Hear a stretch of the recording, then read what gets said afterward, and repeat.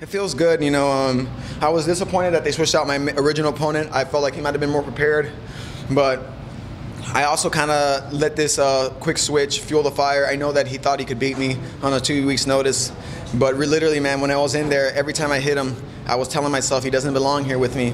I've been here too damn long, I've been training too damn hard, and I know I'm too damn fast, too damn fine, he can't touch me. I know a lot of guys go in there, they say they don't watch tape, they don't look at their opponents, you know, they just focus on themselves, but it sounds like you're one of these guys that watch tape. You look at guys, you come in with a set game plan for a person. I kind of watched like 2 fights of his, and I let my coaches do the rest of the work, and then I just trust their assessment, and then started working on that game plan. To be honest, I don't like to watch tape to be honest with you. I feel like I dwell too much on what he might do, and maybe not like really look at what he might have advanced on.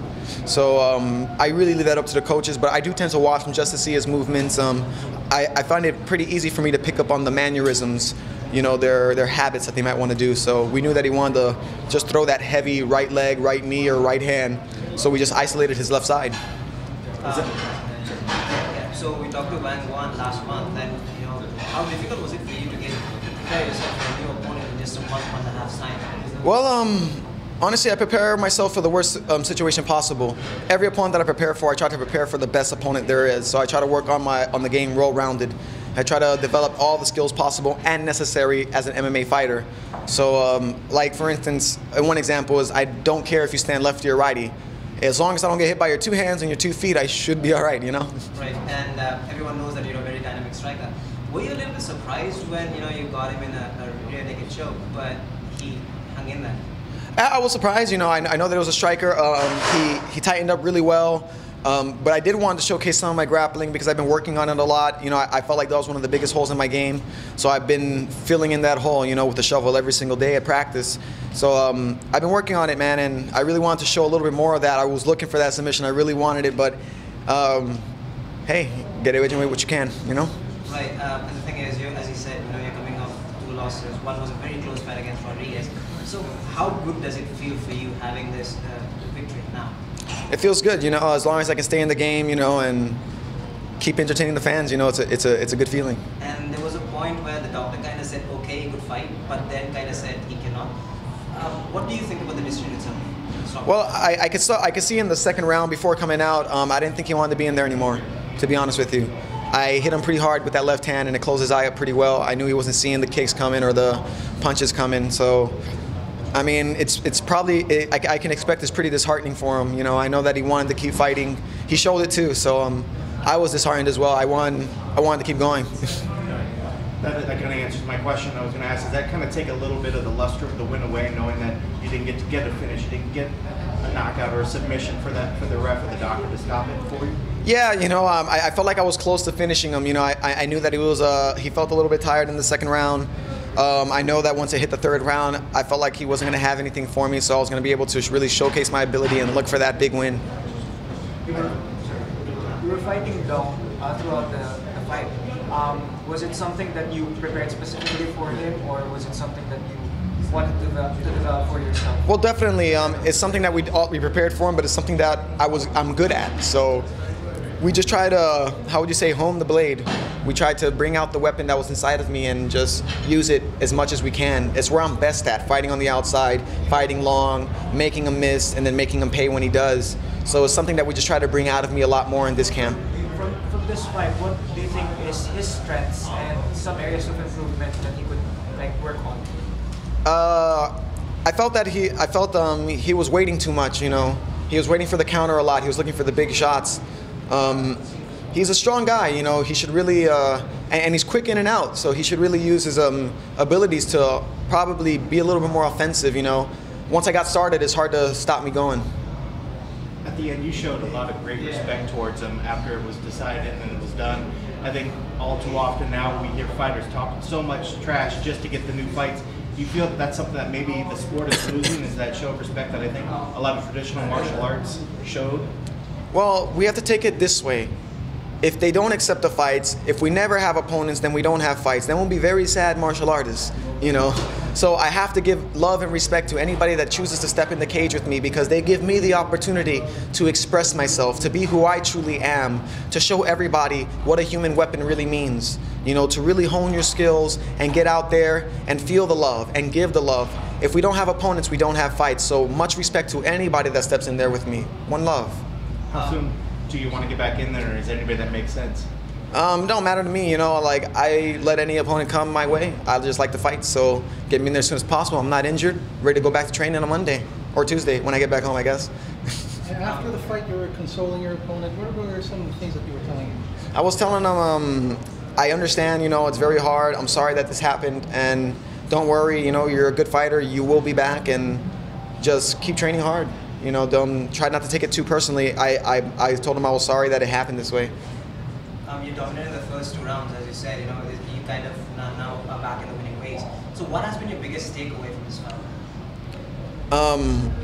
Believing in myself, to be honest with you.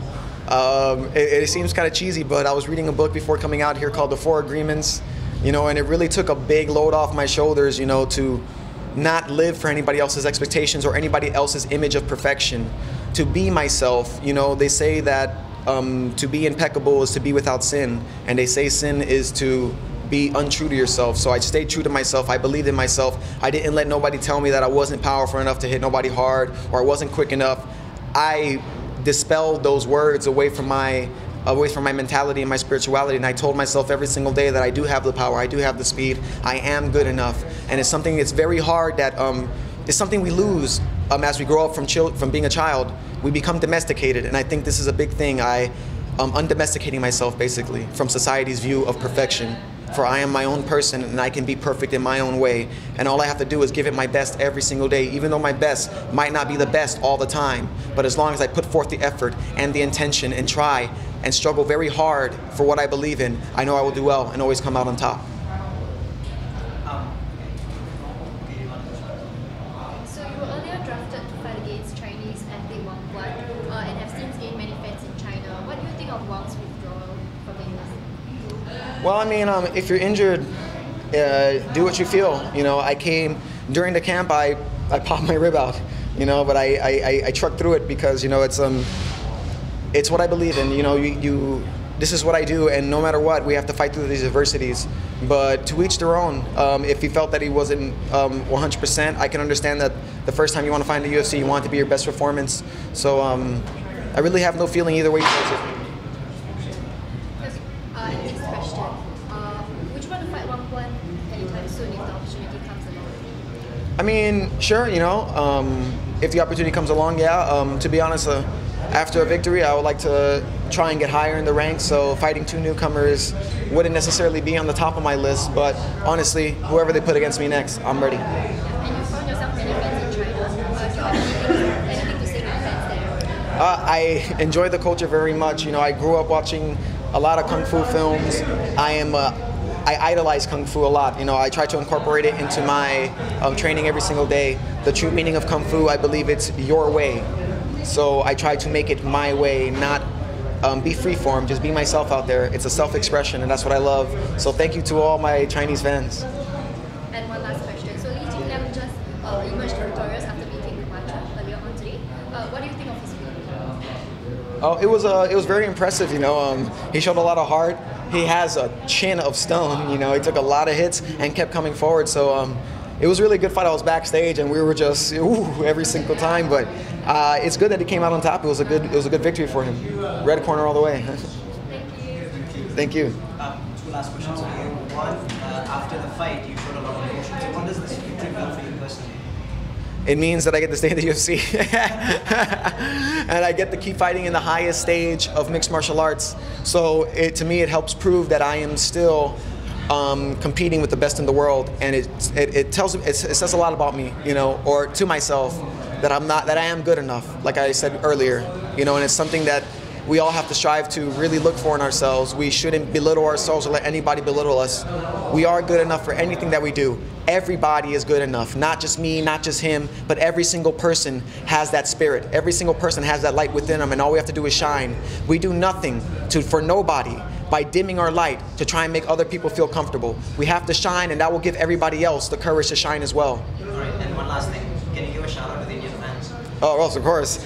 How's it going, Indian fans? It was a pleasure to entertain you guys tonight, and thank you very much for watching. Thank you, Alex. Boss. That's all.